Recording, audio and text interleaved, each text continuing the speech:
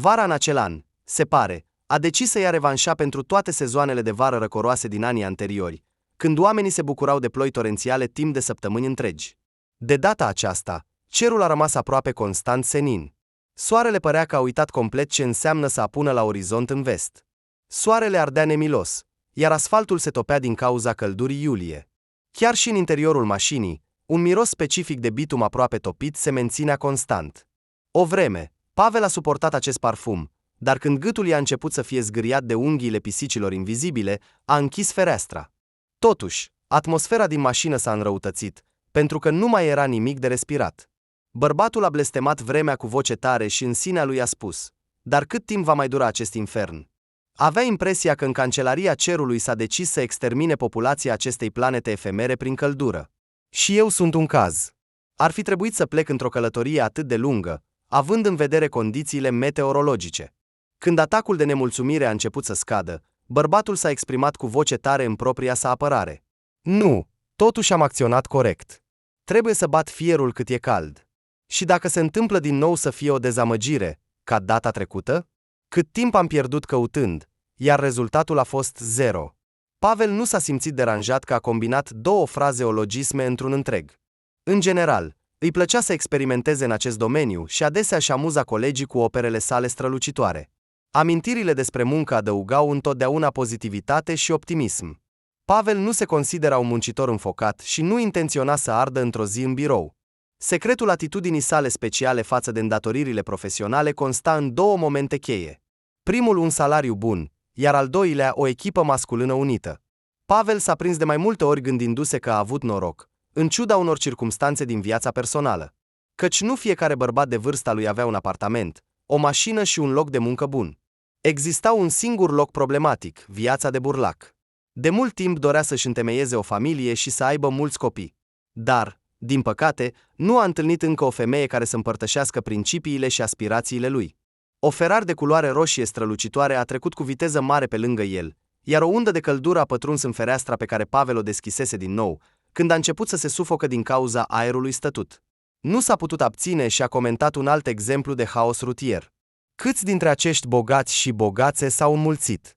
Cred că li se permite orice.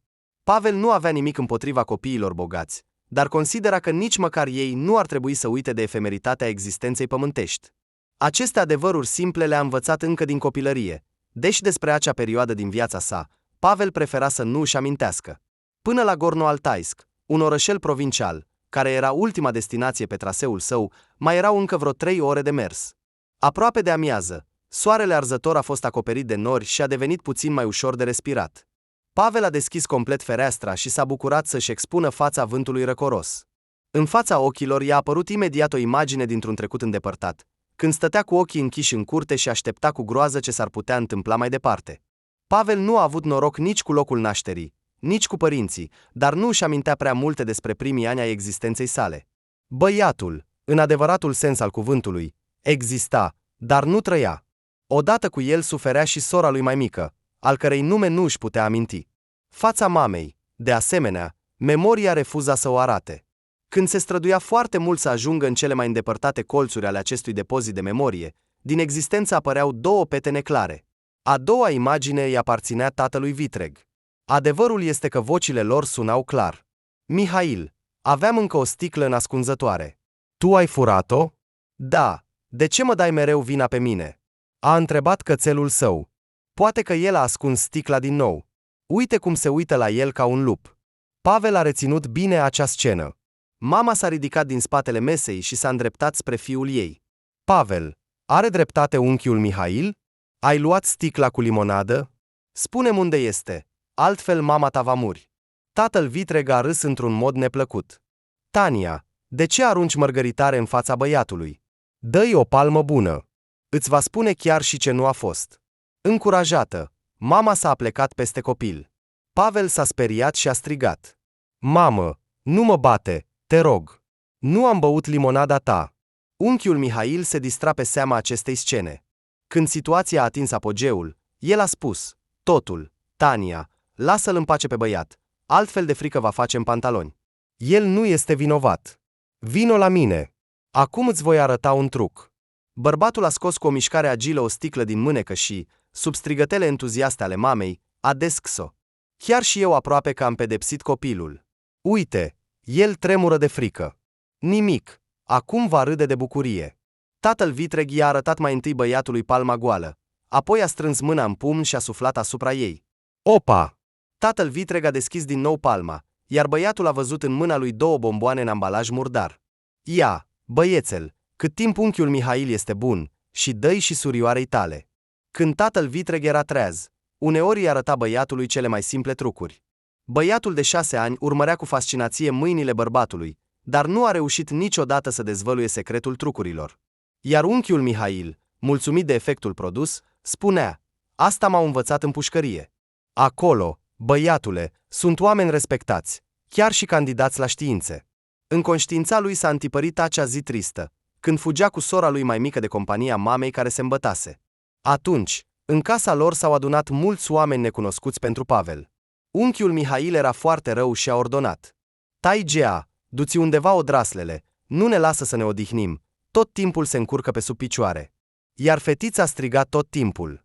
Mama era încă într-o stare relativ adecvată și a început să se opună. Nu deranjează pe nimeni. Doar stau în bucătărie și se joacă. Și unde să-i duc? Să meargă la bunică. Aha, dacă îi trimit la acea șarpe sub masă, ea imediat va raporta la protecția copilului. Și ce? Mihail, că atunci mă vor lipsi de drepturile părintești. Ce nenorocire! Iartă-mă, dar din tine nu va ieși o mamă, ca din mine, o muncitoare chineză de ceai. Să te priveze, dar vei trăi liber. Cu ce voi trăi? Te-ai gândit? Eu primesc ajutoare pentru amândoi, ca mamă singură. Pe tine, Mihail, nu am mari speranțe, pentru că astăzi ești aici, iar mâine te vei întoarce la pușcărie. Bărbatul s-a ridicat și s-a îndreptat spre mama. Ce faci aici? Vrei să te fac să taci pentru totdeauna? Pavel a auzit totul până la ultimul cuvânt, dar nu a înțeles nimic. Nici acum nu înțelegea ce l-a determinat atunci să-și ia sora în brațe și să fugă din casa în care se isca un nou scandal. Poate că, în momentul critic, instinctul său născut, pe care îl numesc intuiție, a acționat, dar bunica și cunoscuții ei au numit apoi asta o minune. Când femeia i-a văzut pe nepoți la ușă, a murmurat: iarăși acești neputincioși beau. Ah, Tania, Tania, ai ajuns la fund, nu te gândești la copii. Nu, trebuie să punem capăt acestei vacanțe. Mâine mă duc la protecția copilului, chiar și în orfelinat copiilor le va fi mai bine decât cu o mamă ca asta. Deși am este fiică, dar nu mai pot suporta asta. Toate aceste reproșuri bunica le-a spus într-o singură suflare. Obosit de șocul emoțional, Pavel o asculta, temându-se să se miște. Căci dacă ar fi fost neascultător, i-ar fi putut să-i alunge pe el și pe sora lui în stradă. Dar Maria Ivanovna, în ciuda caracterului său sever, își iubea și își plângea nepoții. I-a spălat, apoi i-a hrănit și i-a culcat. Dar somnul nu a durat mult, pentru că afară s-au auzit strigăte, apoi cineva a bătut tare în fereastră. Ivanovna, trezește-te! Se pare că este un incendiu în impas. Nu cumva ai lăsat pe ai tăi să facă acolo pompei? Bunica s-a ridicat, a aruncat un palton peste cămașa de noapte. Fără să-și acopere capul, a ieșit din casă, lăsând în urmă: Pavel, ai grijă de surioara ta, iar eu mă duc să văd ce s-a întâmplat. Bunica nu a fost acolo foarte mult timp, iar Pavel a adormit din nou. A apărut când afară era deja lumină. Maria Ivanovna nu plângea, ci se încrucișa frecvent în fața icoanelor. Doamne, odihnește-le sufletele, iartă-le toate păcatele pământești. Femeia nu a observat imediat că băiețelul nu dormea. S-a apropiat și s-a așezat lângă marginea patului. Iată, dragii mei, acum sunteți orfani. Dar de ce a trebuit să vă cadă o astfel de nenorocire, îngeri nevinovați?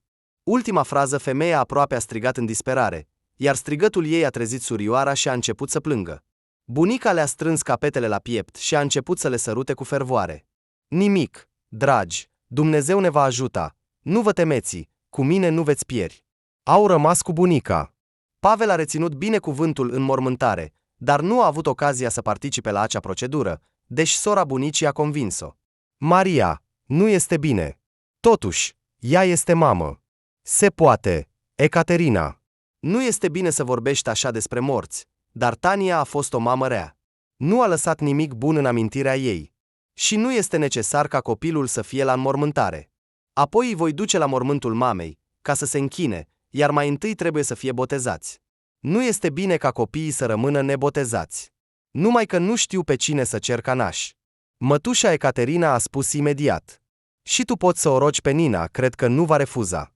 Și este și rudenie, chiar dacă îndepărtată. Nu reușește să aibă un copil al ei. Așa va avea grijă de orfani. Și din nou, nu sunt copii străini. Poate că atunci și Domnul se va îndura de Nina, îi va trimite propriul copil. Din ritualul botezului, lui Pavel i-a rămas în minte mirosul de tămâie, lumânări și rugăciunea lungă a preotului. Surioara plângea tot timpul, iar o femeie necunoscută pe nume mătușa Nina o legăna în brațe. Adulții repetau după preot anumite cuvinte și se încinau, iar băiatului i-a plăcut cel mai mult momentul culminant al ritualului, când lui și surorii lui le-au pus cruciulițe la gât. Bunica a fost foarte mulțumită că și-a îndeplinit misiunea principală. Pavel a auzit cum le spunea rudelor. Acum copiii vor fi sub protecția îngerilor. Mătușa Ecaterina a zâmbit. Și cine îi va hrăni? Îngerii? Maria Ivanovna a lovit cu pumnul în masă. Nu blasfemia în casa mea. Nu mă voi despărți de nepoți. Îi voi crește eu. Și conform legii, orfanilor li se cuvine ajutor. Dintr-o dată, în discuție a intervenit mătușa Nina de la ea. Pavel a aflat pentru prima dată că există case de copii. Ruda a spus cu un ton care nu suporta obiecții. Mătușa Maria, nu vă vor lăsa copiii, nu încercați să rezolvați această problemă în favoarea dumneavoastră. Bunica s-a indignat. Am dreptul deplin, pentru că, în afară de mine, copiii nu au pe nimeni din rudele apropiate. De ce mi-ar putea interzice să-mi cresc nepoții? Ruda a privit bunica cu o privire rece. Principalul motiv, mătușa Maria, este vârsta și starea dumneavoastră de sănătate. Pe Pavel îl vor trimite la casa de copii, iar pe fetiță la casa de copii. După aceste cuvinte, Maria Ivanovna s-a descurajat. Nina, și ce ar trebui să fac? Nu veți putea face nimic. Această problemă este sub control special, iar nimeni nu va permite să meargă împotriva literei legii. Singurul lucru pe care pot să vi-l ofer. Pe scurt, am vorbit cu soțul meu, iar el nu se opune să o ia pe fetiță în îngrijire. Dar pe Pavel? Se poate separa sora de frate? Luați-i pe amândoi. Nu va cădea coroana de pe cap. Pot să-i vizitez pe copii și să ajut cât pot. În vocea Mariei Ivanovna se simțea o rugăciune, dar mătușa Nina nu a fost de acord cu această idee. A început să se agite și să explice cumva stângaci de ce nu putea lua în îngrijire doi copii. Soțul meu este un om foarte ocupat, iar eu sunt doar o aplicație gratuită la persoana lui. Și nu este o glumă. Totul în familie se decide de Ivan Maximovici. Mă tem să-mi imaginez cum va reacționa la propunerea de a lua și băiatul. Pavel a auzit toate acestea și plângea, ascunzându-se în colțul canapelei.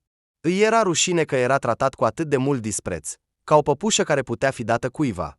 A așteptat cu greu să termine această mătușă neplăcută și a alergat la ea. Mătușă, semeni cu Baba Iaga, iar Ivan Maximovici al tău este coșchei nemuritorul. Nici eu nu voi veni să locuiesc la voi, chiar dacă m-ai ruga foarte mult. Femeile s-au uitat ușor șocate la băiat. Prima a comentat ieșirea mătușei Nina. Vedeți, băiatul este necontrolabil. Și asta la 6 ani. Ce se va întâmpla cu el mai departe? Nu este surprinzător având în vedere o astfel de educație. Mătușa Ecaterina a încercat să intervină în favoarea lui Pavel. În mâini bune, copilul se va îmbunătăți. Mătușa Nina a ridicat ochii. Poate, dar nu sunt pregătită pentru astfel de fapte. Fetița este foarte mică și ne va fi mai ușor să o obișnuim. Bunica a întrerupt Ruda. Nina, poți obișnui un pisoi să meargă la locul potrivit. Nu poți vorbi așa despre copii. Și, în general, mă îndoiesc că din tine va ieși o mamă iubitoare. Personal, voi fi împotriva separării copiilor. Din păcate, opinia bunicii nu a fost luată în considerare. Au trecut doar câteva zile și mătușa Nina a luat-o pe surioară. Pavel a mai stat puțin cu bunica, dar și pentru el au venit mătușe necunoscute și l-au dus cu mașina. Bunica plângea când se despărțea de el și șoptea. Pavel, păstrează cruciulița, nu o pierde din greșeală. Te va proteja de orice nenorocire. Pe tot parcursul drumului, el a ținut la piept acest talisman sfințit în biserică. Probabil că a făcut-o atât de expresiv, încât una dintre femeile care îl însoțeau l-a întrebat cu bâlâândețe. Băiețel, ce ascunzi acolo? Cealaltă femeie i-a sugerat colegei. Uită-te ce are el acolo.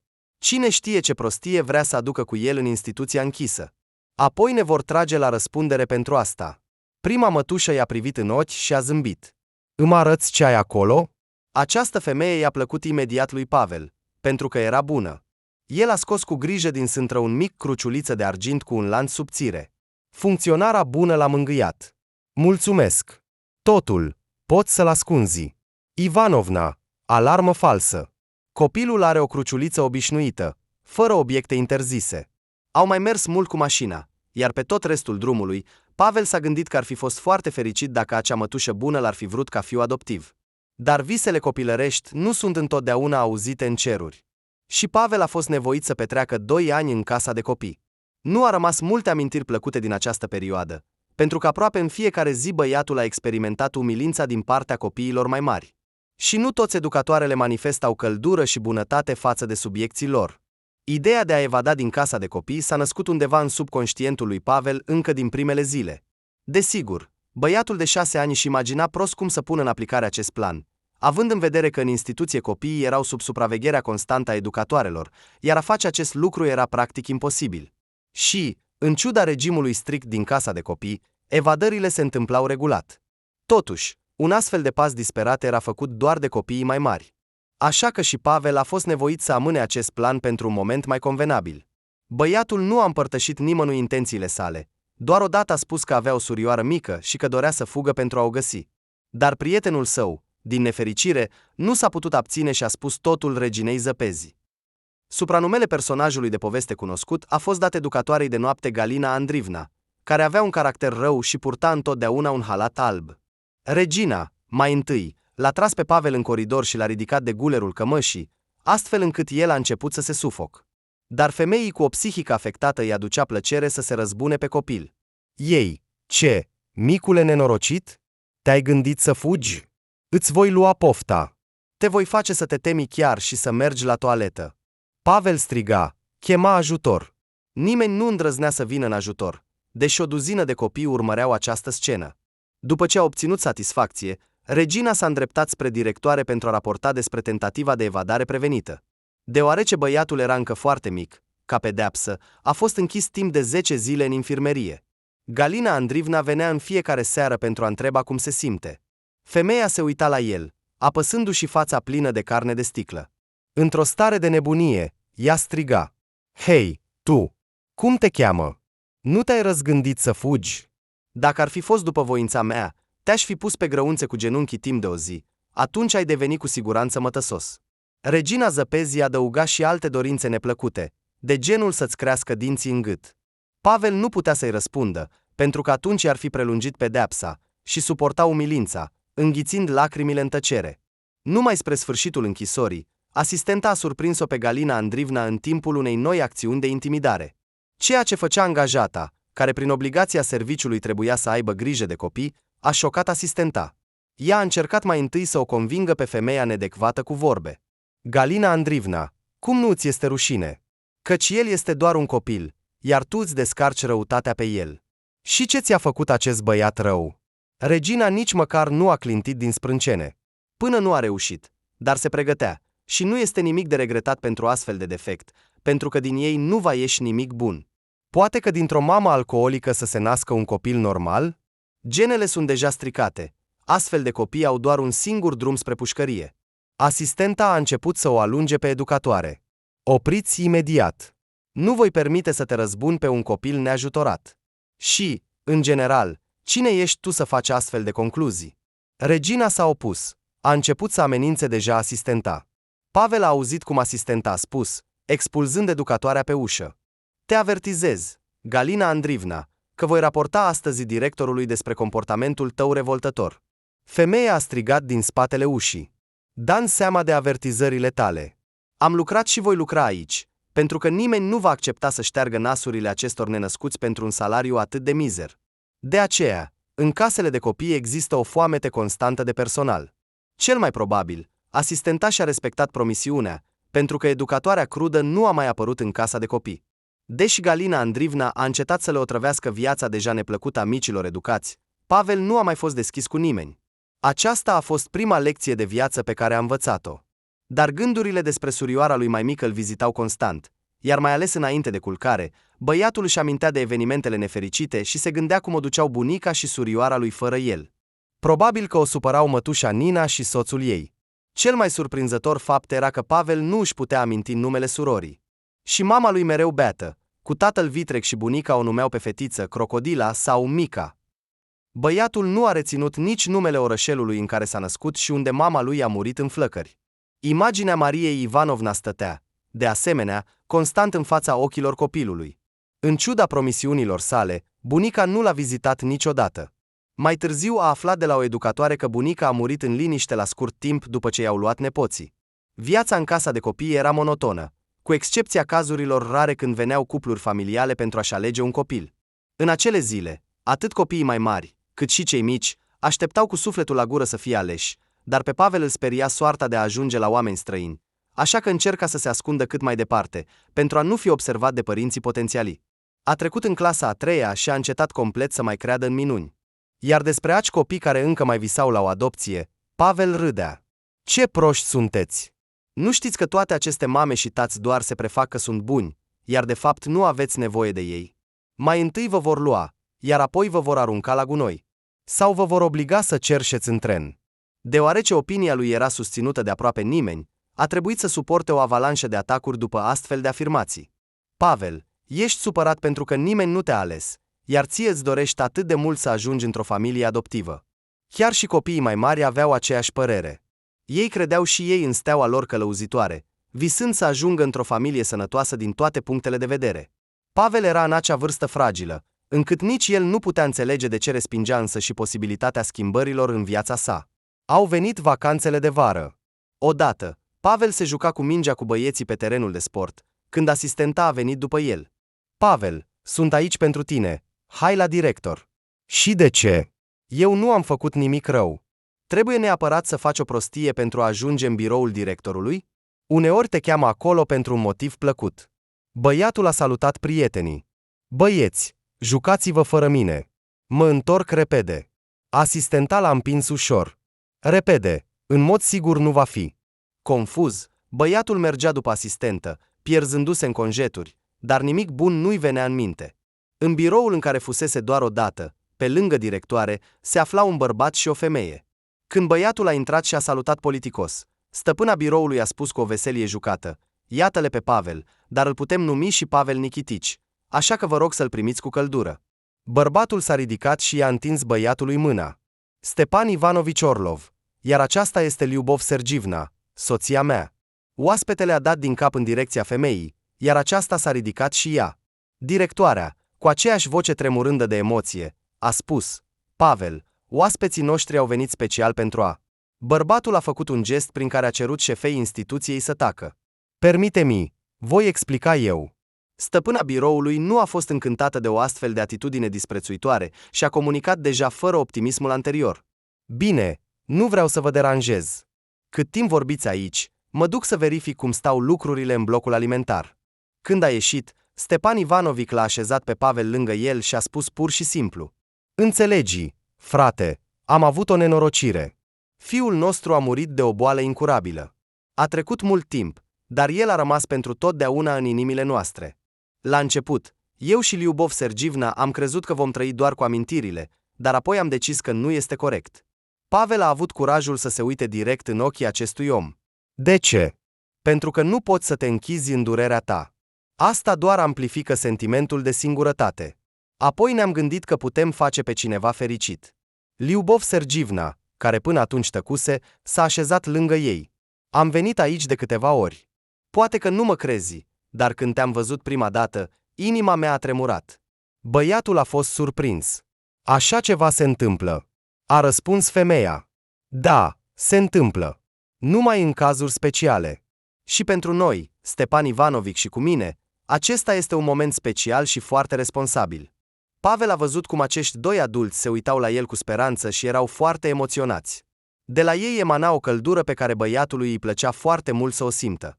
A întrebat încet: vreți să mă adoptați? Stepan Ivanovic a răspuns: vezi, ai înțeles imediat intenția noastră. Tu decizi. Dacă ai nevoie de timp să te gândești, suntem gata să așteptăm. Nu trebuie să așteptați. Sunteți buni, Simt asta. Sunt de acord să devin fiul vostru și voi încerca să ascult în tot. Lyubov Sergievna a început să plângă și l-a strâns la pieptul ei. Îmbrățișările acestei femei erau la fel de bâlânde ca cele ale bunicii. Lui Pavel îi plăcea să stea lângă ea mult timp. Stepan Ivanovic parcă i-a citit gândurile. Îți mulțumim că ne-ai dat speranță. Ne vom strădui să fim părinți adevărați pentru tine. Mai târziu, când s-au așezat primele emoții, Stepan Ivanovic a spus, ca și cum ar fi fost întâmplător, a îndeplini toate dorințele altora este o ocupație neplăcută și dăunătoare. Nu ne propunem să-ți suprimăm voința. Personal, eu cred că trebuie să discutăm, pentru că în dispută se naște adevărul. Numai că trebuie să facem asta cu bunătate. Pavel nu înțelegea de ce era necesar să pronunțe un discurs atât de lung. Bărbatul a observat această confuzie și a explicat cu un zâmbet. Nu păstra niciodată adânc în tine gândurile și sentimentele, oricare ar fi ele. Împărtășește-ne bucuriile și tristețile tale și știe că te vom ajuta întotdeauna. Această asigurare a întărit și mai mult în sufletul băiatului convingerea că a câștigat un bilet fericit. În septembrie, Pavel a început deja la o nouă școală, unde s-a adaptat foarte repede. Băiatul nu le-a povestit colegilor despre viața sa anterioară, iar părinții adoptivi l-au lăudat pentru asta. Lyubov Sergievna s-a uitat gânditoare pe fereastră și a spus cu voce joasă: ai acționat foarte înțelept. Oamenii sunt diferiți. Unii îți vor simți durerea, iar alții se vor bucura de nenorocirea ta. Nu este nevoie să împărtășești străinilor problemele noastre de familie. Cel mai important este ca noi trei să ne simțim bine împreună. Lui Pavel îi plăcea foarte mult în casa Orlovilor. Se simțea în siguranță și confortabil. Băiatul avea propria cameră și un birou pentru studiu. În timpul liber, putea să joace jocuri pe computer sau să meargă la antrenamente la secția de arte marțiale, unde Stepan Ivanovic l-a înscris imediat. Părinții adoptivi nu îi cereau băiatului nimic imposibil și nu îi impuneau niciodată părerea lor. Totul mergea bine, dar primul semnal de alarmă a sunat într-un moment total nepotrivit. Pavel se obișnuise deja cu noua viață, când Lyubov Sergievna a spus: Pavel, noi ne pregătim cu Stepan Ivanovic să mergem într-un loc, la cimitir. Ne-ar plăcea foarte mult să ne însoțești. Desigur, poți rămâne acasă. Băiatului a fost chiar rușine că această femeie bună i-a cerut un lucru atât de mic. Voi merge cu voi. Femeia a zâmbit, iar pe fața ei a reapărut expresia care îi plăcea cel mai mult lui Pavel. A strigat în direcția bucătăriei: Stepa, am vorbit cu Pavel, el este de acord. Spune-mi când plecăm. Tatăl adoptiv a apărut din bucătărie și a declarat cu un zâmbet mulțumit: Sunt gata. Putem pleca chiar acum. Atunci adolescentul nu bănuia ce l-aștepta în următoarele 30 de minute. Părinții adoptivi, cu capul plecat în semn de doliu, s-au îndreptat spre un memorial bogat ornamentat. Întregul complex ocupa o suprafață considerabilă, iar toate elementele erau realizate din marmură neagră. Chiar pe Pavel, de pe monument, se uita un băiat de aproximativ aceeași vârstă cu el. A coborât privirea puțin mai jos și a citit Orlov Pavel Stepanovic. Conștiința băiatului de 11 ani a fost zguduită de gândul pe care l-a pronunțat cu voce tare. Așa și pe fiul vostru îl chema Pavel. Lyubov Sergievna a zâmbit din nou. Și ne-am dorit să găsim un băiat care să fie asemănător cu el. Pavel s-a înfiorat. Deodată, a simțit o dorință puternică de a fugi, pentru că nu voia să fie copia unui mort, iar părinții săi adoptivi nu înțelegeau greșeala lor. Ei nici măcar nu bănuiau ce s-a trezit în sufletul băiatului în acel moment. Ulterior, astfel de evenimente au început să se repete cu o regularitate îngrijorătoare, iar Pavel era obligat să meargă împreună cu părinții adoptivi ofensați la mormântul predecesorului său. Atunci a început să creadă că acești oameni buni și bâlânzi nu-l iubeau. Băiatul din orfelinat servea pentru această pereche ca un altar pe care își aduceau dragostea parentală pentru copilul lor decedat. Pe măsură ce a crescut, Pavel a realizat că era doar o victimă pe care părinții fervenți o aduseseră în cinstea fiului lor decedat. Această senzație era atât de puternică încât Pavel a început din nou să se gândească la fuga. Dar băiatul a decis să nu se grăbească, ci să aștepte să devină major. Acum se închide adesea în camera sa și își petrecea timpul comunicând cu colegii pe rețelele sociale, iar înainte de culcare, băiatul, din vechea obișnuință, se lăsa purtat de visele sale. De îndată ce termin școala, voi părăsi această casă, nu am nevoie de banii lor, iar la facultate nu voi merge, voi găsi o profesie necesară, dar bine plătită. Pavel a reușit să-și îndeplinească acest plan în întregime. La sugestia lui Stepan Ivanovic, a depus documentele la Institutul Politehnic din același oraș în care locuiau părinții adoptivi. Dar după primul semestru, tânărul le-a spus Orlovilor: "Îmi pare rău, dar nu vreau să fiu inginer și, în general, am revizuit multe în viața mea. Mi-am schimbat atitudinea față de familie." Lyubov Sergievna a fost surprinsă. "Pavel, despre ce vorbești? Ești cel mai drag om din viața noastră. Ne străduim doar pentru tine." Pavel a întrerupt-o pe mama adoptivă. "Lyubov Sergievna, nu trebuie să te înșeli. Faceți totul pentru el, nu pentru mine. Pentru cel pe care l-am înlocuit atâția ani. Nu mă supăr pe voi, dar nu mai vreau să fiu cineva. Mi se pare că am câștigat dreptul de a fi eu însumi." Orlovii se uitau la el cu groază și durere. Pentru o clipă, Pavel s-a simțit foarte rău pentru acești oameni, dar înțelegea bine că nu mai putea continua așa. Stepan Ivanovic a citit multe în ochii fiului său adoptiv și a întrebat încet: "Acum ne disprețuiești, nu te vei mai întoarce la noi?" Tânărul a văzut din nou privirea pătrunzătoare care i-a străpuns inima tânără atunci în orfelinat, iar în sufletul său ceva s-a strâns dureros. A îmbrățișat-o pe Lyubov Sergievna. "Nu voi uita niciodată ce ați făcut pentru mine, iar pe toată planeta nu există oameni mai apropiați pentru mine decât voi. Nu vă supărați pe mine, dar vreau să-mi construiesc singur viața." "Vă mulțumesc. Voi veni cu siguranță să vă vizitez, căci sunteți părinții mei." La facultate, Pavel a reușit să-și facă cunoștințe utile, iar o persoană din corpul profesoral l-a ajutat să se înscrie la un colegiu care pregătea specialiști pentru industria de apărare. Unicitatea acestei forme de învățământ consta în faptul că se putea lucra în același timp și dobândi o profesie rară. Cazarea era, de asemenea, oferită tuturor angajaților întreprinderii pe o bază de închiriere. După 10 ani, Pavel avea deja un apartament cu o cameră al său, deci părinții adoptivi l-au ajutat cu achiziția acestuia. Recent, a cumpărat mașina pe care o visa de mulți ani. În spate a rămas Arhipovka. Pavel a verificat din nou navigatorul. Mai erau mai puțin de 50 de kilometri până la Gorno-Altaisk. Pe măsură ce se apropia de destinație, emoția lui creștea, iar bărbatul a șoptit: "Interesant, ce mă așteaptă în orașul cu un nume atât de frumos, și dacă acolo nu o voi găsi pe sora mea. Slavă Domnului, acum îmi sunt cunoscute datele ei." Pavel a petrecut mulți ani căutând. A încercat să afle unde se află sora sa prin orfelinatul în care a petrecut aproape 3 ani, dar la început i s-a refuzat categoric acest serviciu. Când a cerut măcar să-i spună orașul în care a locuit înainte, doamna din cancelarie l-a privit sever și a declarat: "Nu avem dreptul să dezvăluim informații confidențiale." Pavel a încercat să-i explice femeii: "Mi-ați înțeles greșit. Încerc să aflu informații care mă privesc direct. Nu aveam 6 ani când eu și sora mea am fost despărțiți, iar acum vreau să o găsesc. Mi se pare că este o dorință normală. Vă rog să mă ajutați puțin." Femeia a eitat mult, dar apoi a cedat. S-a uitat mai întâi la ușa biroului ei, apoi a scris pe o bucată de hârtie numele localității. Este un sat de tip urban, dar la aproximativ 300 de kilometri de aici. Poate acolo cineva îți va spune unde să-ți cauți sora. Pavel nu a pierdut timpul și s-a îndreptat spre centrul raional, unde au trecut primii ani din viața lui. Când a ajuns la destinație, memoria i-a adus aminte de indicii, iar el a găsit fără dificultate capătul de stradă unde a locuit înainte. Pe locul casei lor care a ars acum era un teren viran acoperit de iarbă. Deodată, o femeie în vârstă s-a apropiat de el. "Cauti pe cineva. Poate te pot ajuta cu ceva?" "E puțin probabil să mă poți ajuta. Au trecut mai bine de 20 de ani. Am locuit într-o casă care a ars și aveam o surioară mai mică." Femeia s-a apucat de inimă. "O, Doamne! Nu ești cumva tu, Pavel? Ce bărbat adevărat ai devenit!" Pavel nu se aștepta la o reacție atât de exuberantă și a spus cu jenă: "Eu sunt, nu te-ai înșelat." A încercat să zâmbească, dar a ieșit prost, doar s-a strâmbat ca și cum ar fi mâncat o lămâie. Femeia a început din nou să plângă. "Oh, nenorocita era Tania, mama ta, dar totuși îmi pare rău pentru ea, soarta ei nu a fost ușoară. Iar fetița, Marina, a fost dusă de o rudă de-a ta. Dar nu știți unde locuiește." Femeia a început să fluture din mâini.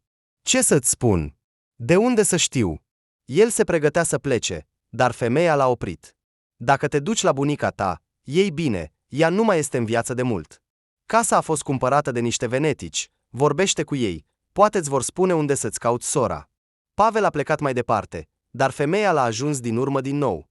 "Vârsta îmi joacă feste, mi-a ieșit din cap. Du-te la Ecaterina. Ea știe sigur unde a fost dusă fetița." Pavel a fost surprins. Deodată și-a amintit de mătușa Ecaterina, care pe atunci era aproape mereu în casa bunicii. A găsit locuința Rudeniei după o lungă rătăcire printre casele cu câteva etaje care predominau în acel cartier. A urcat la etajul 2 și a sunat mult timp la apartamentul cu numărul 5. Nimeni nu i-a deschis, iar Pavel era pe cale să plece când din spatele ușii s-au auzit pași șovăitori. Pe cine căutați?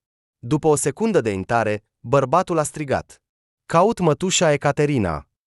Din spatele ușii s-a ridicat și o voce mai tare. Nu am nepoți, iar escrocilor nu le deschid. Pașii s-au îndepărtat, iar Pavel a fost nevoit să strige cu un ton mai ridicat. Mătușa Ecaterina, eu sunt Pavel, nepoata Mariei Ivanovna, trebuie să te amintești de mine.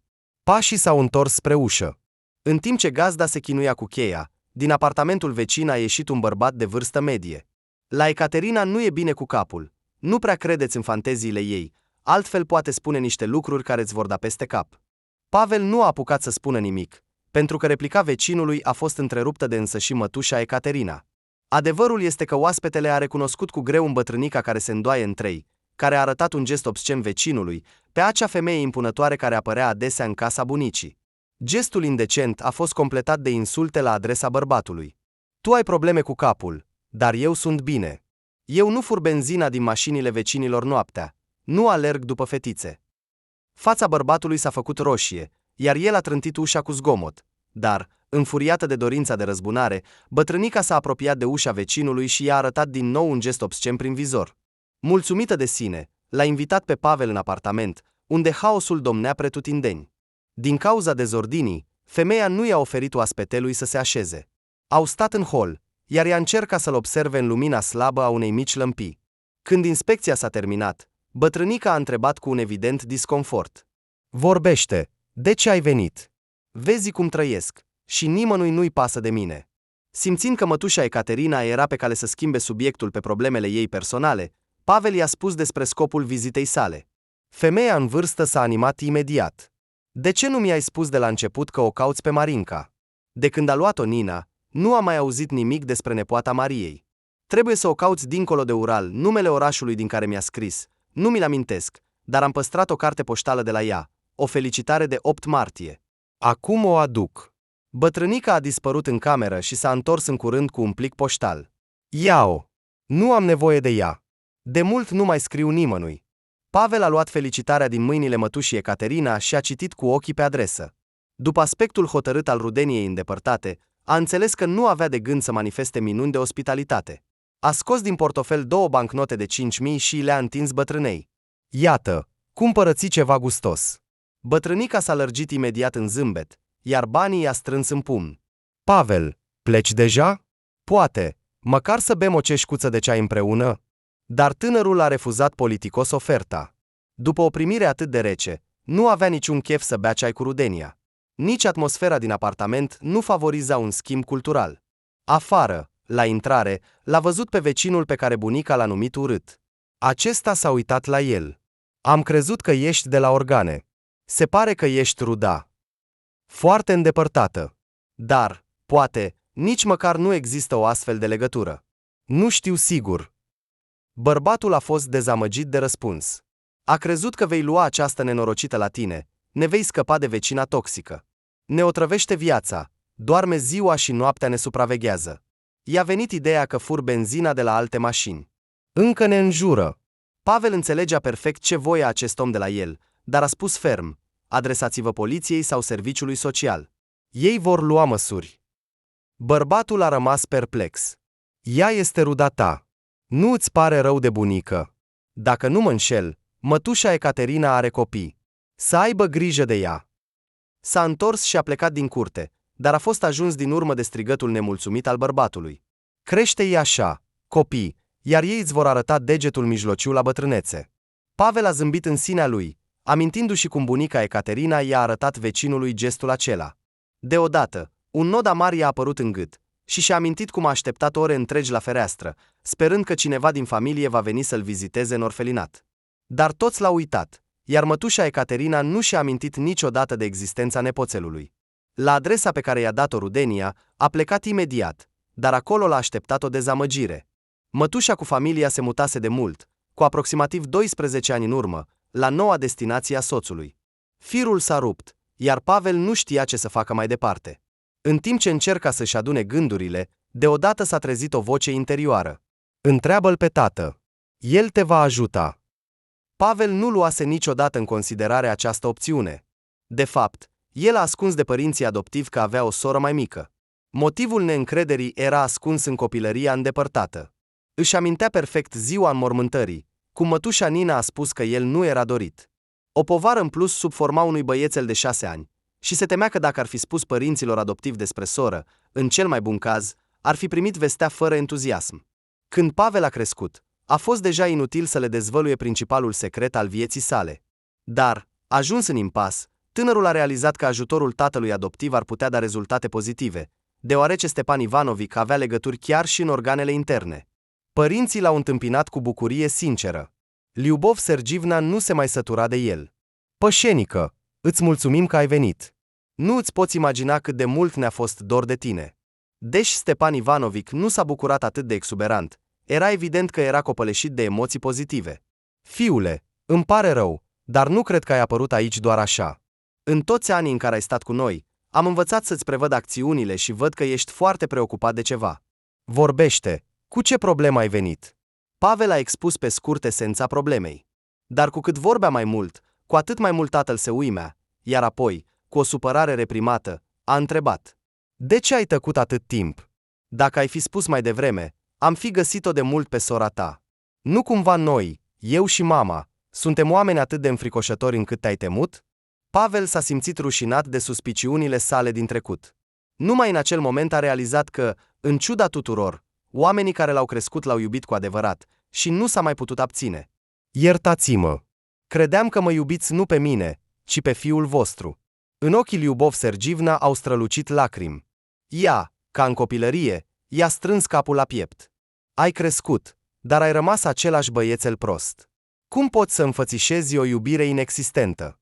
Pavel și-a închis ochii, se bucura de căldura pe care o emana această femeie uimitoare.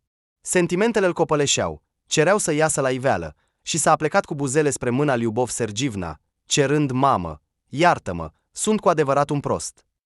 Stepan Ivanovic a observat de la distanță această scenă emoționantă. Pavel a avut o clipă impresia că și în ochii lui a strălucit o lacrimă neinvitată. Dar bărbatul și-a stăpânit rapid emoțiile și a spus vesel. Așa, ca pedeapsă pentru comportamentul tău necorespunzător, va trebui să stai la noi o săptămână întreagă. Iartă-mă, tată, dar doar 3 zile. Nu pot mai mult. Am luat concediu special pentru a mi găsi sora. Așa că fiecare zi contează. Bine, nu te mai justifica. Voi încerca în aceste zile să obțin măcar o informație. Stepan Ivanovic și-a respectat promisiunea. I-a trebuit doar 2 zile pentru a afla unde se află Marina.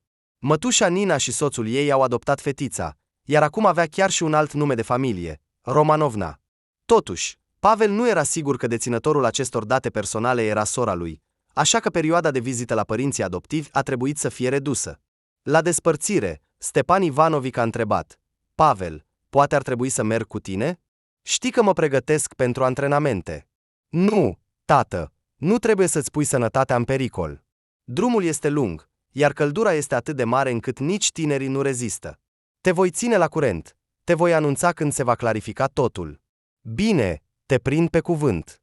În dimineața următoare, Pavel a pornit la drum. Gorno-Altaisk nu a lăsat o impresie pozitivă asupra lui Pavel. Acest mic oraș provincial ducea o viață liniștită. Când a ajuns la destinație, căldura de amiază a fost înlocuită de o ușoară răcoare de seară, iar localnicii se mișcau încet pe străzi cu treburile lor. Oamenii se uitau la vizitator, dar nimeni nu îl întreba nimic. Pavel a decis că primul lucru pe care trebuie să-l facă este să-și găsească un loc de cazare și a întrebat o doamnă întâlnită pe stradă. Poți să-mi spui unde este un hotel decent? Femeia a râs dintr-un motiv oarecare. Nu avem hoteluri, avem doar o pensiune. Acolo, după colț. S-a îndreptat în direcția indicată, în doar 10 minute s-a cazat, lăsându-și lucrurile într-o cameră single, pe care administratorul pensiunii a numit lux. Bărbatul a decis să se plimbe, pentru că se simțea foarte obosit și flămând după o zi întreagă. La restaurantul situat la parterul pensiunii nu erau locuri libere. Bărbatul a înjurat fără milă. Iată, așa e provincia.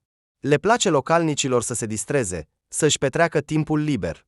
Pavel s-a uitat în jur și a observat departe un chioșc, lângă care se adunau oameni. S-a apropiat și a simțit imediat aroma inconfundabilă a unui fel de mâncare oriental. Memoria i-a răspuns imediat la acest miros gastronomic familiar.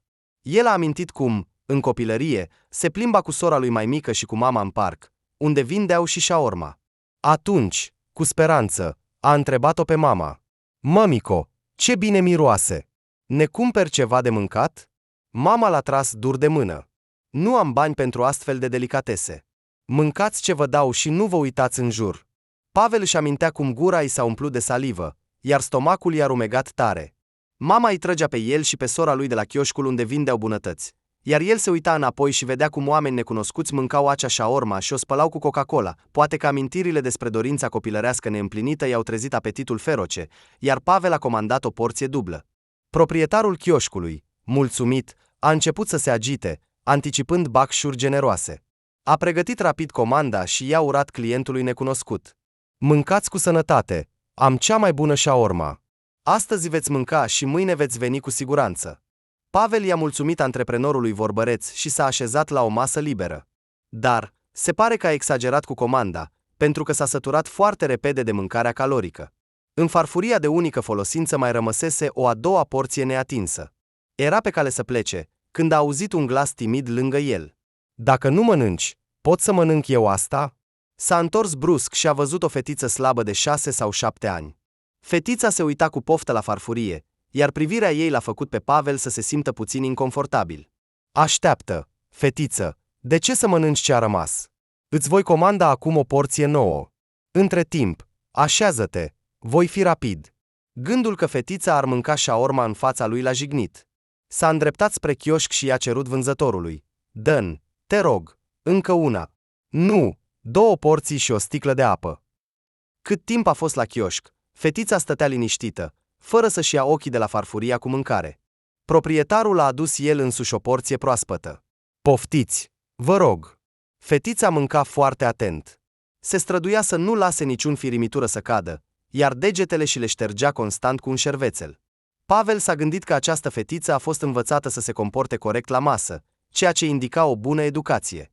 Copiii din familii defavorizate, de obicei, nu aveau astfel de abilități, dar a întreba copilul despre viața ei era incomod, așa că a așteptat un moment potrivit.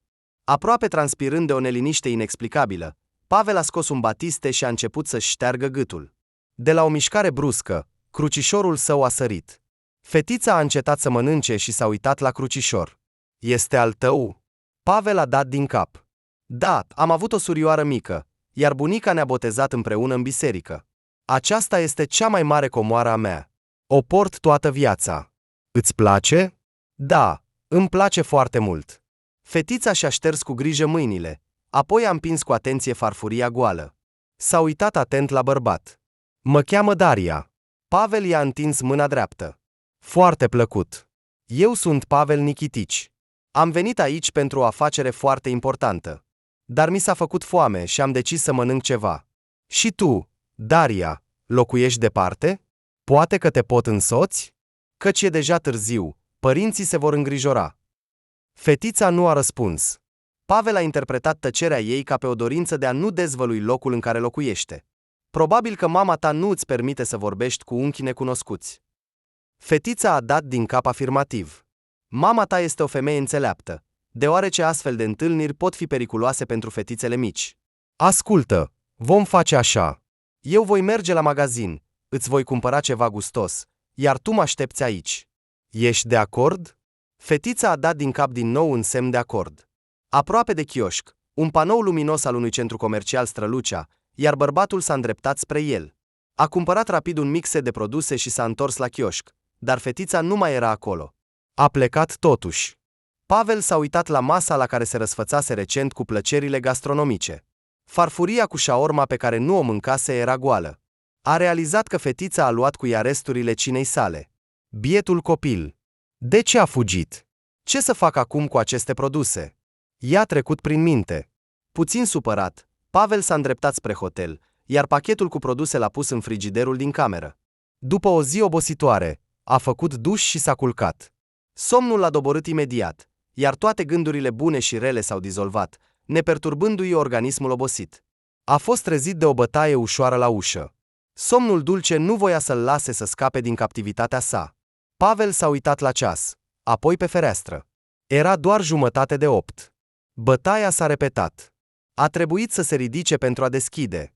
Ce surpriză a avut când, deschizând ușa, a văzut-o pe fetița Daria de ieri. Mica domnișoară a spus politicos: "Bună dimineața! Mătușa mi-a spus că locuiești aici." A arătat cu mâna spre biroul administratorului. Pavel nu a avut altă opțiune decât să o invite pe micuța oaspete în cameră. "Probabil că nu ai venit doar așa." Daria se uita la el cu ochii mari, iar în privirea ei, bărbatul a simțit ceva dureros de familiar. Fetița îl examina și ea cu atenție. După o pauză îndelungată, a spus: "Mama m-a trimis la tine. Ea este foarte bolnavă acum, așa că nu poate veni singură." "Și de ce te-a trimis mama la mine? Căci practic nu ne cunoaștem." Pavel a fost amuzat de situația absurdă, dar oaspetele mic a început să plângă brusc. Mama voia să vină singură, dar i s-a făcut foarte rău. Înainte nu era bolnavă și mergea la muncă, iar noi aveam multă mâncare. Iar duminica, mama îmi cumpăra întotdeauna înghețată. Iar acum nu poate nici măcar să se ridice. Ce se va întâmpla dacă mama moare?" Pavel s-a grăbit spre copil și a început să o consoleze. "Daria, te rog, nu plânge. Acum o voi pregăti repede și vom merge la mama ta. Între timp, stai aici." Bărbatul a așezat-o pe fetiță, care încă mai plângea, într-un fotoliu. Voia foarte mult să o distragă de la gândurile triste. "Ascultă, Daria, ai fugit ieri. Am cumpărat un pachet întreg de mâncare pentru tine. Nu ai mâncat încă micul dejun." Pavel s-a îndreptat spre frigider și a scos pachetul cu un desen colorat. "Ia, uite, vezi ce este acolo. Eu între timp mă voi spăla." La vederea setului de produse, fața fetiței s-a luminat și a început să examineze conținutul pachetului. Pavel nu a petrecut mai mult de 5 minute pentru toate procedurile de dimineață. Când s-a întors în cameră, oaspetele mânca cu poftă un cupcache. Bărbatul s-a mai mirat odată de slăbiciunea copilului, dar a spus cu veselie totul: "Sunt gata. Du-mă la mama ta." Au umblat mult pe străzile orașului, până când au ajuns la marginea orașului, unde casele erau strâns lipite una de alta. Sectorul privat din Gorno-Altaisk era, de asemenea, deprimant. Până în acea zi, viața nu-l dusese niciodată pe Pavel în locuri atât de triste. Era mai obișnuit cu aspectul îngrijit al așezărilor de vacanță, iar aici aproape fiecare casă striga de sărăcie. Daria l-a luat de mână. "Locuim la etaj în acea casă." A arătat cu mâna spre o clădire joasă, vopsită în albastru închis. Ramele feroneriilor, contrar ideii de armonie, erau vopsite într-o nuanță de portocaliu strident. Paleta standard a avut un impact puternic asupra bărbatului, iar el s-a gândit la cât de lipsit de gust era, o combinație incredibil de sălbatică. Dar nu a avut timp să-și exprime părerea cu voce tare, pentru că Daria l-a devansat. "E frumos. Mama a vopsit-o." A cerut de la proprietar, dar nu i-a dat bani pentru vopsea. Mama a plâns, iar apoi unchiul Vladimir ne-a adus 2 găleți de vopsea. Pavel doar a dat din cap, pentru că nu intenționa să-și amintească numele unor oameni complet necunoscuți. Ca să nu-și încarce mintea cu informații inutile, nu a întrebat cine este unchiul Vladimir. Dar fetița a dezvăluit singură misterul acestui personaj. "Unchiul Vladimir este vecinul nostru. Lucrează la construcție. Are o soție, mătușa Ecaterina. Ne ajută și ea uneori. Ei îi pare rău de mama, pentru că este orfană. Și eu sunt orfană, pentru că nu am tată." Pavel a întrerupt-o pe fetiță. "Ai mama, deci nu ești orfană." În acel moment, au ajuns la poarta care se ținea greu pe o balamă aproape ruptă. Fetița a avertizat: "Nu trage tare, căci se va rupe din nou. Nu are cine să o repare. Dar tu ai spus că vecinul vă ajută." "El ajută, dar nu gratis. Iar acum nu avem deloc bani, nici măcar pentru pâine. Pentru că mama nu lucrează." În timp ce umblau prin colțurile sectorului privat, soarele se ridicase deja sus pe cer și începea să ardă pământul, așa că Pavel dorea să se ascundă repede de căldură. Dar de îndată ce a pășit în casă, un miros puternic de mucegai l-a lovit în nas, iar bărbatul nu s-a putut abține și a făcut o grimasă. Daria, înțelegătoare, s-a uitat la el și a explicat originea mirosului neplăcut. "Nici mie nu-mi place cum miroase aici. Mama spune că casa este mâncată de ciuperci." De undeva de departe s-a auzit o voce feminină răgușită. "Daria, Ai venit singură sa. Pavel a trecut hotărât înainte. Nu aveți oaspeți. Pavel a trecut din holul întunecos într-o cameră mică, mai luminoasă. Daria a spus că vrei să mă vezi și mi-ar plăcea foarte mult să știu motivul acestui interes față de persoana mea. S-a oprit la jumătate de frază, pentru că din spatele păturii îl priveau ochi la fel ca ai Daria. În plus, pe fața bolnavă a femeii era ceva care l-a făcut să tresară. Era o cicatrice vizibilă deasupra sprâncenei drepte. Exact aceeași marcă o avea și surioara lui mai mică. Fetița s-a tăiat la sprânceană de marginea unui taburet, când mama ei beată nu a reușit să o țină în brațe și a lăsat-o să cadă. Au privit mult unul la altul, apoi mama Daria a deschis palma, iar Pavel a văzut un crucișor exact ca al lui. Daria mi-a spus că bunul unghi care a hrănit-o are exact același crucișor, de aceea am rugat-o să te aducă. Bărbatul a înțeles imediat totul și s-a grăbit spre patul bolnavei Marina. Surioară, dacă ai ști cât de mult te-am căutat. Femeia a început să tușească din cauza emoției. Ești fratele meu? Dar mătușa nu mi-a spus nimic. Nici nu bănuiesc că am un frate. Un nou acces de tuse a împiedicat-o pe femeie să vorbească. Pavel a privit-o cu compasiune, apoi pe Daria. Trebuie mai întâi să-ți vindecăm mama, iar apoi vom vorbi. Ce zici, Daria? Fetița s-a aruncat spre el. Ești fratele mamei. Nu vei pleca. Te-am căutat prea mult ca să plec imediat, mai ales că nu pot să te las în această situație dificilă. Daria, rămâi aici cu mama, iar eu mă voi absența puțin. Pavel s-a îndreptat spre casa vecină, unde, conform spuselor fetiței, locuia unchiul Vladimir, care le-a vândut vopseaua ieftin. Acolo l-aștepta deja o doamnă plinuță cu bigudiuri în păr. Ea l-a privit pe Pavel cu un ochi evaluativ. Ești noul iubit al Marinei? Nu, sunt fratele ei. Oare vecina are adesea bărbați? Femeia a început să-și rotească ochii. Doamne ferește, nu am văzut niciodată. Atunci la ce întrebări? Așa, mă gândeam că e singură, iar acum apare un bărbat. Vecina începea evident să flirteze, dar Pavel nu avea timp pentru complimente. Marina este foarte bolnavă. Poți să-mi spui cum să chem un doctor? Zâmbetul a dispărut instantaneu de pe fața femeii. Vin imediat, imediat.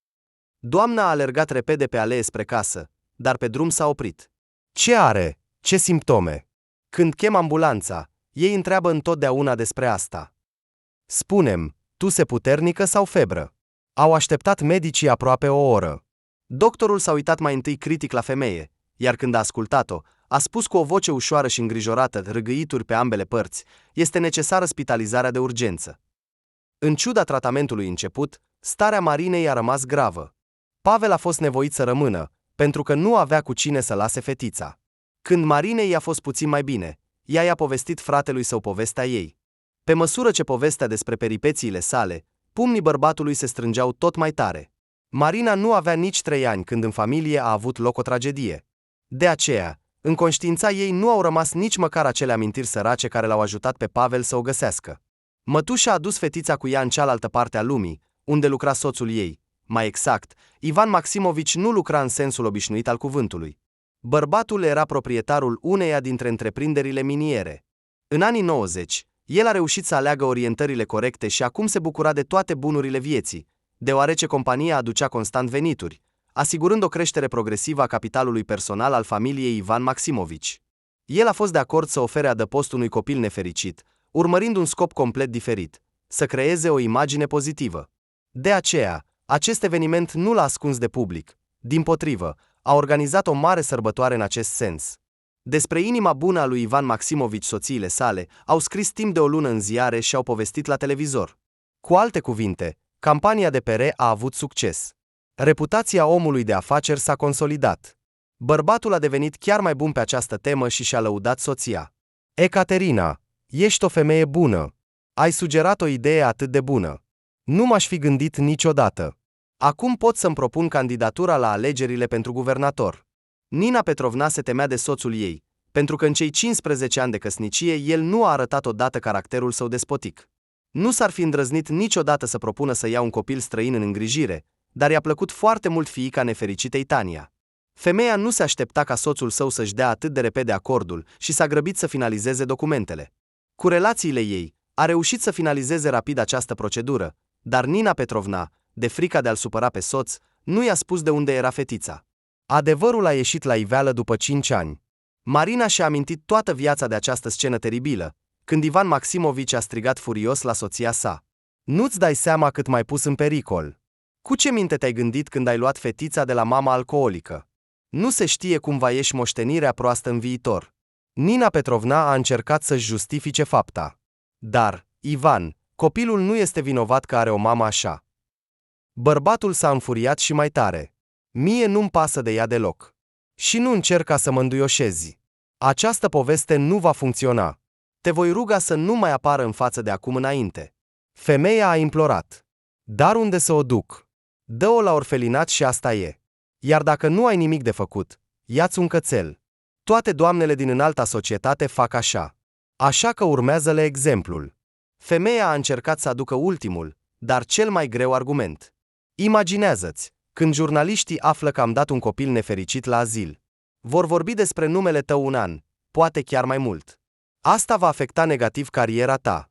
Ivan Maximovici s-a lăsat pe un scaun. "Ai dreptate. A fost prima dată când a fost nevoit să recunoască bărbatul. Dar totuși, încearcă să faci în așa fel încât fetița să mă apară mai rar în față. Să stea la țară. Să ajute menajera noastră. Va fi măcar o favoare." A doua zi, Nina Petrovna a dus fetița la o așezare de vacanță.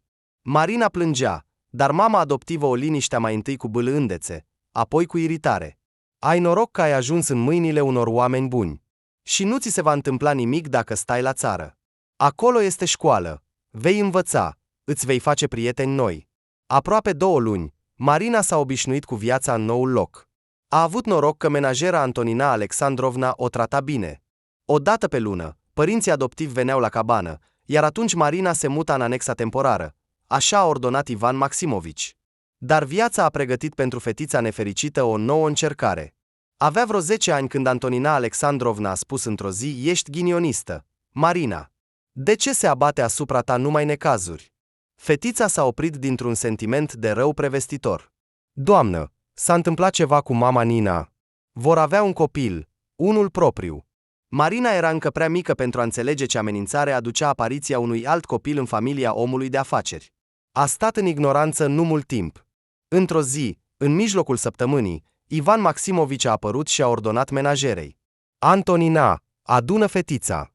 O iau cu mine în oraș." Femeia s-a grăbit să îndeplinească sarcina. Bărbatul a privit fetița cu un ochi rău. "Ai crescut. E timpul să muncești pentru banii cheltuiți pe tine. Vei avea grijă de fratele tău." Marina se temea să se miște, dar totuși a întrebat: "Școala?" "Desenele mele au fost promise pentru concurs." Ivan Maximovici a râs. A râs până la lacrimi, iar apoi a mângâiat-o pe Marina pe cap. "Mulțumesc că mi-ai amintit. Nici nu bănuiesc că în casa mea se dezvoltă un talent, iar un alt Malevici crește. Acum, serios. Vei merge la școală, dar nu-ți promit alte distracții." Marina a avut puține bucurii în viață, dar niciodată nu s-a gândit că existența ei ar putea deveni odată un adevărat iad. Vadim era doar de 3 luni, dar era un băiețel sănătos, cu un caracter capricios, care cerea să fie purtat tot timpul în brațe. Pentru o fetiță adolescentă, aceasta a devenit o obligație insuportabilă. O durea spatele, îi amorțeau mâinile. Odată, s-a plâns lui Nina Petrovna că Vadim este atât de greu încât nu pot să-l ridic. Femeia a privit-o pe fiica adoptivă cu un ochi rău. "De ce ai spus asta acum? Crezi că voi plânge de milă pentru tine? Îți place să mănânci gratis, dar să ai grijă de frate, nu? Nu te vei rupe." După nașterea lui Vadi, atitudinea Ninei Petrovna față de fetiță s-a schimbat drastic. Dacă înainte mai arăta uneori milă și compasiune, acum striga mereu la Marina și uneori folosea mâinile. Odată, fetița a întârziat la școală pentru că avea un eveniment dedicat Zilei Internaționale a Femeii. A pregătit un cadou și pentru Nina Petrovna, o cutie mică din hârtie. Suvenirul făcut de mână, fetița l-a decorat cu modele de Hloma. Toți din clasă s-au uitat cu entuziasm la lucrarea ei, iar învățătoarea a spus chiar: "Ce minunat! Mama ta se va bucura." Dar Nina Petrovna a întâmpinat-o pe Marina la ușă. Expresia feței ei nu promitea nimic bun. "Unde ai fost? Ai întârziat aproape 2 ore. Eu aveam o programare la salonul de frumusețe." Fetița i-a întins mamei cadoul original. "La noi la școală a fost o sărbătoare. Noi am sărbătorit mamele. Acesta este cadoul tău." Nina Petrovna a aruncat cutia pe podea și a început să o calce în picioare. Nu am nevoie de cadourile tale. Du-ți cutia pe mormântul mamei tale decedate. Să se bucure în lumea de dincolo. Marina s-a aruncat să-și salveze lucrarea. Femeia furioasă a respins-o brutal. Fetița s-a lovit dur de ușa și a strigat de groază. Nina Petrovna s-a aplecat peste ea. De ce strigi? O să trezești copilul. În camera de copii a plâns Vadim, iar Marina a fost nevoită să meargă să-l liniștească. Toată ziua a plâns, iar în sufletul ei, împotriva voinței ei, s-a născut o ură față de băiatul care a transformat viața ei într-un coșmar. Seara, Nina Petrovna a intrat în camera ei. Dacă mai întârzi odată, te voi da afară din casă. Ai înțeles? Marina a șoptit încet. Am înțeles, mămico. Și nu mă mai numi mamă. Tu pentru mine așa. Nu mai adăuga nimic. Slavă Domnului, am un fiu al meu. Aceasta a fost o sentință finală pentru viitorul Marinei, deoarece nu avea de unde să aștepte ajutor. Începuse să se gândească la cum să fugă din sclavia formală. Desigur, nu putea visa nici măcar la admiterea la universitate. Omul de afaceri a dispus de soarta ei când învățământul în școală se apropia de final. Vei merge să studiezi la colegiu, măcar să obții o meserie. A adăugat, uitându-se spre soția sa. Vezi unde poți să o așezi pe fetiță, astfel încât să treacă cât mai repede la autosusținere. E timpul să-și câștige pâinea, căci a stat prea mult la noi. Nina Petrovna a așezat fata la colegiul de construcții. Meseria de vopsitor este profitabilă, dacă nu ești proastă. Vei fi mereu un câștig. Acolo este și un cămin confortabil. Îți vor da bursă. Nina Petrovna a dat clar de înțeles că Marina nu mai era dorită în casa lor. Chiar și Vadim, care a crescut în brațele ei, o disprețuia deschis. Totuși, îți vei termina viața în azil sau pe gunoi. Iar eu voi fi om de afaceri, pentru că tatăl meu are o mulțime de bani. Marina nu dorea să se angajeze într-o dispută cu un puști răsfățat. În curând, și-a strâns lucrurile și s-a mutat în căminul colegiului. În ciuda așteptărilor îngrijorătoare, în zidurile instituției de învățământ o aștepta o viață interesantă. Acolo se desfășurau constant evenimente interesante, existau cercuri de interese.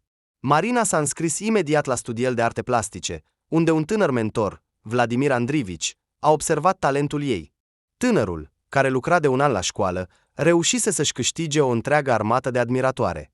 Fetele veneau special la studio pentru a avea ocazia să discute cu profesorul simpatic.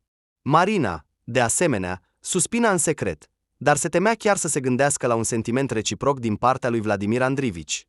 Tânărul profesor, deși se comporta conform statutului său, nu refuza compania fetelor și se străduia, pe cât posibil, să acorde atenție tuturor admiratoarelor.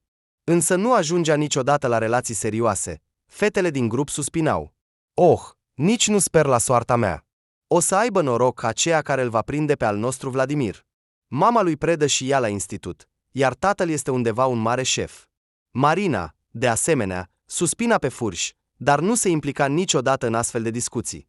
Fata prețuia acele ore rare pe care Vladimir Andrivic le dedica personal ei, deoarece lucrările Marinei erau trimise la expoziții regionale, unde întotdeauna ocupau locuri fruntașe. De aceea, maestrul învățământului profesional considera datoria sa să șlefuiască talentele elevei sale până la perfecțiune. Odată, el a lăsat-o pe Marina după cursuri. Semenova, am o propunere pentru tine. Nu vrei să studiezi după un program individual? Foarte mult îmi doresc. Și este corect. Ai anumite abilități, dar trebuie să le dezvolți pentru a deveni talent. Am un studio al meu. Tatăl a scos bani. Așa că pot să mă ocup suplimentar cu tine în timpul liber. Fata s-a întristat. Dar, Vladimir Andrivic, nu am cu ce să plătesc astfel de lecții. Tânărul a exclamat cu entuziasm. Crede-mă, sunt un altruist convins.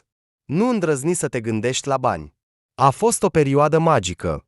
Marina se grăbea în fiecare seară, după cursurile de la colegiu, la studioul lui Vladimir Andrivic. La început, se ocupau doar de creație, dar într-o zi, maestrul i-a propus să se plimbe puțin înainte de culcare, apoi mergeau împreună la cinema, iar într-o dată, bărbatul a invitat-o chiar la restaurant. Fata nu se temea de capcanele din procesul de curte. Credea că Vladimir urma să-i facă în curând o propunere, așa că a acceptat cu ușurință să continue seara după restaurant în studioul lui. Un pahar de șampanie i-a amorțit vigilența și s-a topit în brațele unui seducător experimentat. După acea noapte de neuitat, Vladimir Andrivic a început să o caurteze și mai insistent. O răsfăța cu flori și cadouri mici.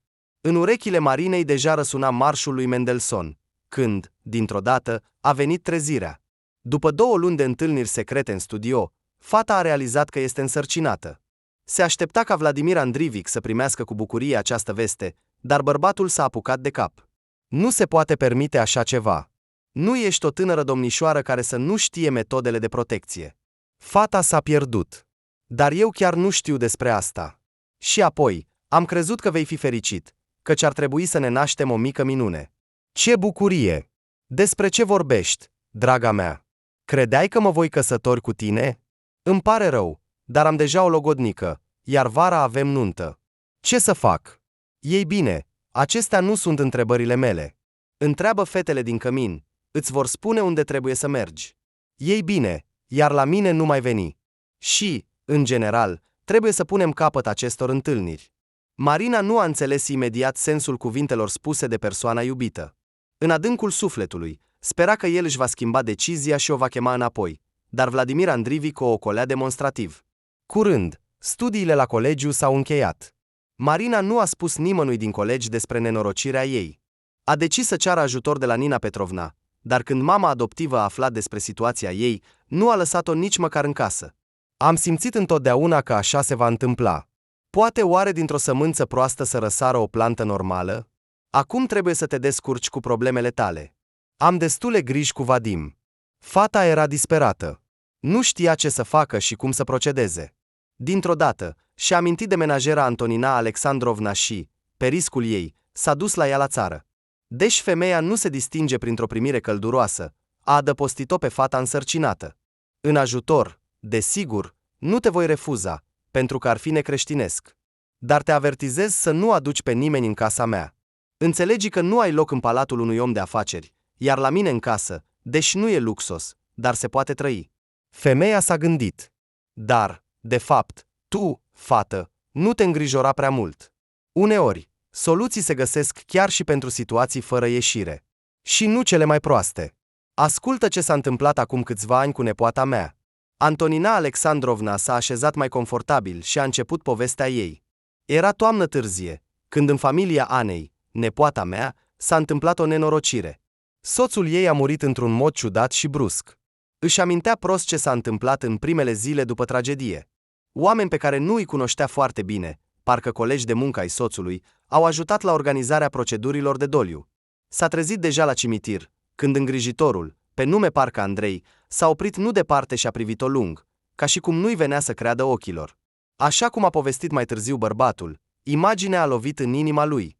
Pe fundalul cerului întunecat de noapte, printre frunzele ofilite și granitul întunecat, stătea o femeie. Rochia ei, deși era neagră, părea aproape transparentă în lumina lunii, iar părul lung flutura în vânt, de parcă ar fi fost parte din această scenă misterioasă. Stătea lângă un mormânt proaspăt, aplecându-se peste mormânt, de parcă dorea să audă vocea celui care zăcea sub pământ. Andrei a observat că pe crucea de pe mormânt nu era nume, doar datele nașterii și morții. Asta l-a surprins.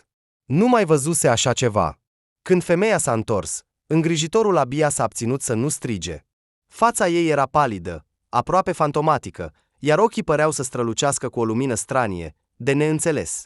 S-a uitat direct la el, iar Andrei a simțit cum un fior i-a trecut pe spate. Dar în loc de frică, a simțit altceva, curiozitate și dorința de a afla mai multe despre ce s-a întâmplat în viața acestei femei. Cine ești? A luat el inițiativa, făcând un pas înainte. Femeia tăcea, continuând să se uite la Andrei ca și cum l-ar fi văzut prin el și i-ar fi citit gândurile. Apoi s-a apropiat încet, iar îngrijitorul a văzut că mâinile ei tremurau. Părea că era pe punctul de a leșina.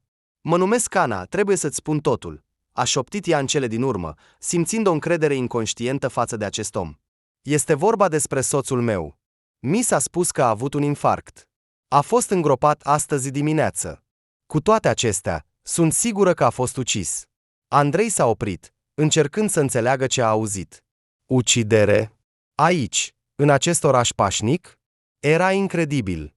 Dar în ochii femeii se citea o durere și o hotărâre atât de mare, încât nu putea pur și simplu să se abțină de la suferința altuia.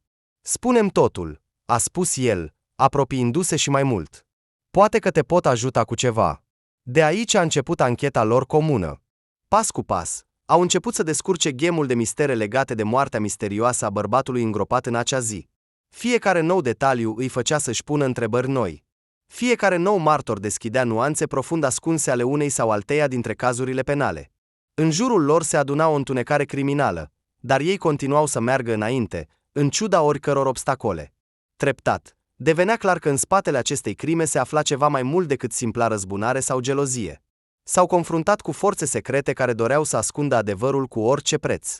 Dar Andrei și, la început, misterioasa femeie numită Ana erau gata să lupte până la capăt pentru a restabili justiția și a găsi vinovații. Relația lor devenea treptat tot mai strânsă, iar în curând între ei a apărut o legătură care a depășit cu mult simpla anchetă. Dragostea, născută în atmosfera sumbră a cimitirului, s-a dovedit a fi mai puternică decât orice obstacol. Împreună, au încercat să depășească toate dificultățile și să dezvăluie groaznica taină care se ascundea în spatele acestei morți misterioase. Criminalul s-a dovedit a fi cel pe care se așteptau cel mai puțin să-l vadă pe banca acuzaților. Primarul orașului, un om respectat și influent, pe care mulți îl considerau garanția stabilității și ordinii. La prima vedere, avea o reputație impecabilă. Politician de succes, familist desăvârșit, cunoscut filantrop. Dar în spatele acestei măști se ascundea un om calculat și crud, gata să facă orice pentru a-și păstra puterea și bunăstarea. Activitatea sa criminală a început cu mulți ani în urmă, când era un tânăr om de afaceri ambițios. Atunci a încheiat o afacere financiară cu structuri criminale pentru a accelera creșterea afacerii sale. Cu toate acestea, când a venit vremea să-și plătească datoriile, a refuzat să-și îndeplinească obligațiile, eliminând fizic câteva figuri cheie, semnificative în comunitatea criminală locală. Pentru a ascunde urmele, a orchestrat dispariția lor, folosind legăturile din poliție și procuratură. Mai târziu, devenind primar, a continuat să-și folosească poziția pentru a obține beneficii personale. A controlat fluxurile de bani, a distribuit cele mai tentante contracte și mită, asigurându-și lui și complicilor săi o viață fără grisi. Dar când au apărut primele suspiciuni asupra sa, nu a putut permite ca adevărul să iasă la iveală. De aceea, a început să elimine martorii, lăsând în urma sa o lanț de morți și dispariții misterioase. Cu toate acestea, în mare parte datorită eforturilor Anei și lui Andrei, planurile lui s-au prăbușit. Au adunat suficiente dovezi pentru a-l demasca pe primar și a-l trage la răspundere. Crimele comise cu mulți ani în urmă au ajuns în sfârșit în instanță, iar criminalii au primit o pedeapsă justă. Când totul a fost dezvăluit și răufăcătorii s-au aflat în spatele gratiilor, părea că povestea celor doi îndrăgostiți ar trebui să se încheie cu un final fericit. Dar înainte îi aștepta o nouă încercare, care le-a testat dragostea. În ziua următoare după arestarea criminalului, Ana a primit o scrisoare ciudată. Era scrisă pe o foaie de hârtie veche cu margini neregulate, ca și cum ar fi fost ruptă dintr-o carte veche. Caligrafia era ilizibilă, dar un cuvânt a sărit în ochi. Cimitir. În scrisoare se spunea că, dacă dorea să afle adevărul despre ceea ce se întâmpla în jurul ei în ultimele luni, ar trebui să vină la cimitir exact la miezul nopții. Ana a împărtășit imediat conținutul scrisorii cu Andrei. El s-a încruntat citind mesajul și a propus imediat să meargă cu ea. Bărbatul înțelegea perfect că pericolul ar putea pândi pe Ana în orice moment și nu avea de gând să o lase singură. A venit noaptea și s-au dus la cimitir. Luna lumina drumul sumbru care ducea la vechile morminte, vântul foșnea frunzele, iar spațiul din jur era plin de zgomote ciudate, creând senzația că cineva invizibil îi urmărea. Când au ajuns la locul indicat în scrisoare, au văzut o veche capelă abandonată. Ușa era întredeschisă, iar în interior pâlpâia o lumânare slabă. Andrei a prins-o mai strâns pe Ana de mână și au intrat. În interiorul capelei era o masă acoperită cu o țesătură neagră, pe care se afla un jurnal uzat. Lângă el era o cheie mică. Bărbatul a ridicat cartea și a început să răsfoiască paginile. Dintr-o dată s-a oprit, ochii s-au lărgit de uimire. Ce este?" a întrebat Ana, simțind cum inima ei începe să bată neregulat. Andrei tăcea, continuând să citească. Apoi s-a uitat cu precauție la Ana și a spus: Acesta, se pare, este jurnalul soțului tău, a cărui moarte a fost declanșatorul tuturor evenimentelor recente. Aici sunt expuse gândurile, temerile și speranțele lui. Dar cel mai important, scrie despre un secret pe care l-a păstrat toată viața, neîndrăznind să spună nimănui.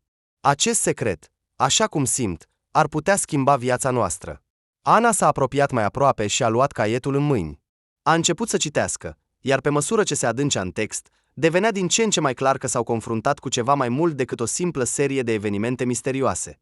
Taina ascunsă în aceste rânduri îi conducea către ceva de neînțeles. În carte, printre altele, era inclusă o hartă, care ulterior i-a condus la un loc unde era îngropat un vechi cufăr. În interiorul cufărului se aflau artefacte antice, care, cum s-a dovedit ulterior, aveau o valoare imensă. Aceste obiecte erau legate de istoria orașului și de trecutul său misterios. Fără să-și dea seama, au deschis uși către o lume despre care nimeni nu bănuia existența. Împreună, au decis să cerceteze descoperirile și să afle ce rol ar putea juca acestea în viața lor. Fiecare descoperire îi conducea la noi întrebări, dar în același timp simțeau că se îndreptau în direcția corectă. Dragostea lor devenea mai puternică cu fiecare minut petrecut umăr la umăr în lupta pentru a obține adevărul. Și iată că, după câteva luni, stăteau pe vârful unui deal, la marginea orașului, privind apusul. În mâinile Anei se afla un mic medalion, găsit printre artefactele antice. Andrei i-a prins mâna și a spus: am trecut prin atâtea încercări, am supraviețuit atâtor eșecuri, dar toate acestea pentru un scop măreț. Datorită dragostei și perseverenței noastre, am găsit ceva mai mult decât o simplă dezlegare a misterului. Ne-am găsit unul pe altul. Ana a zâmbit și s-a apropiat de el cu încredere. În acel moment, a înțeles că povestea lor abia începea. În fața lor se aflau noi aventuri, dar acum știau că nimic nu ar putea distruge dragostea lor. Antonina Alexandrovna a respirat adânc. Vezi, comparativ cu o astfel de minune mistică, problemele tale nu valorează nimic. Totul se cunoaște în comparație, a concluzionat ea filozofic.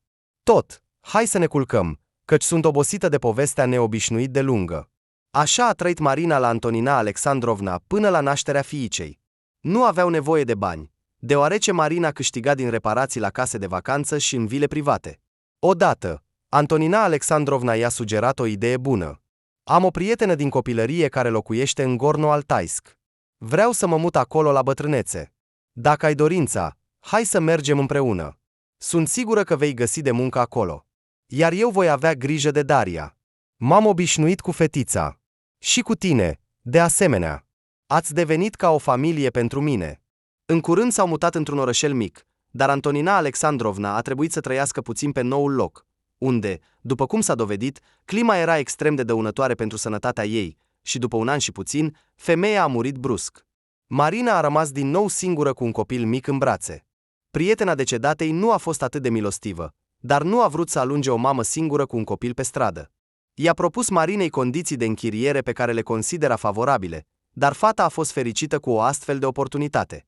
În timp ce Pavel asculta povestea surorii, a simțit o întreagă gamă de emoții, dar acum înțelegea că a avut mai mult noroc decât această femeie fragilă, care semăna cu o adolescentă.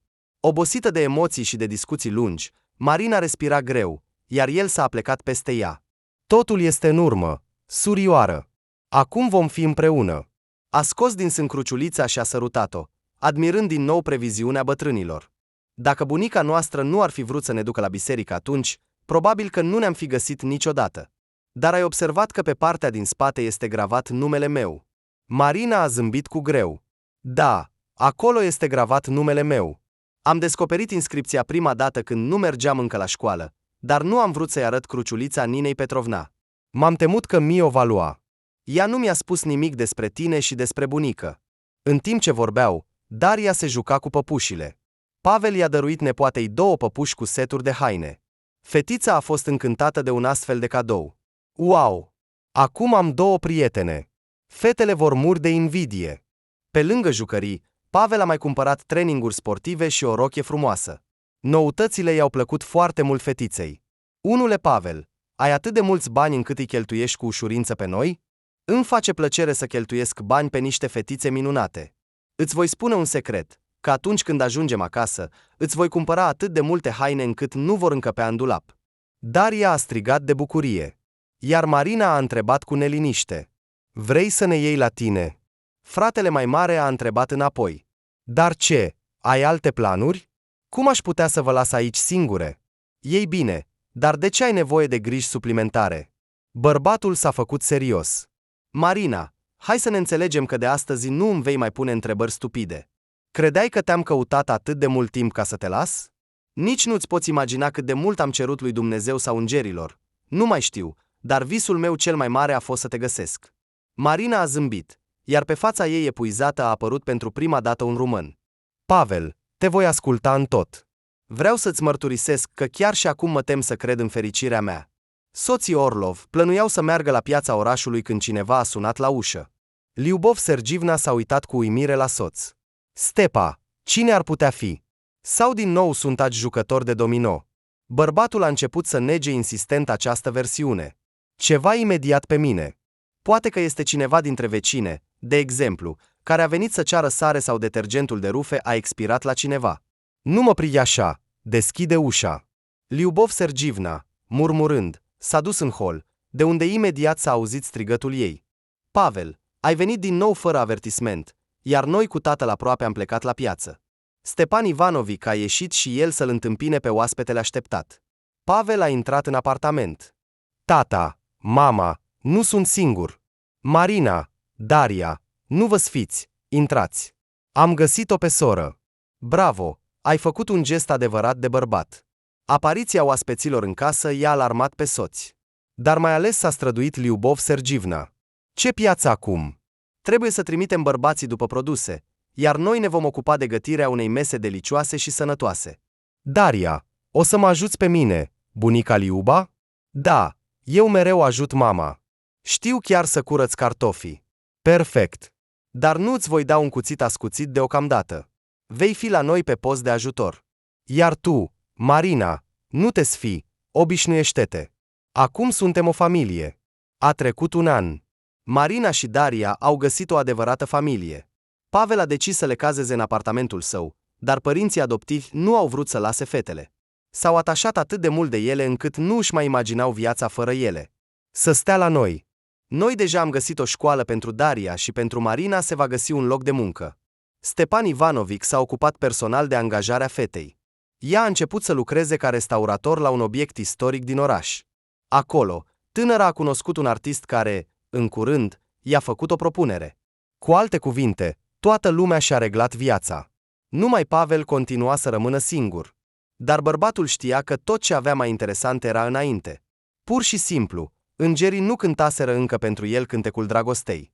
Era sigur că, făcând o mare fapă bună pentru cei dragi, s-a apropiat de un rezultat pozitiv în mijlocul căii vieții. La rândul său, în continuare, spera să primească un gest pozitiv de răspuns din partea destinului.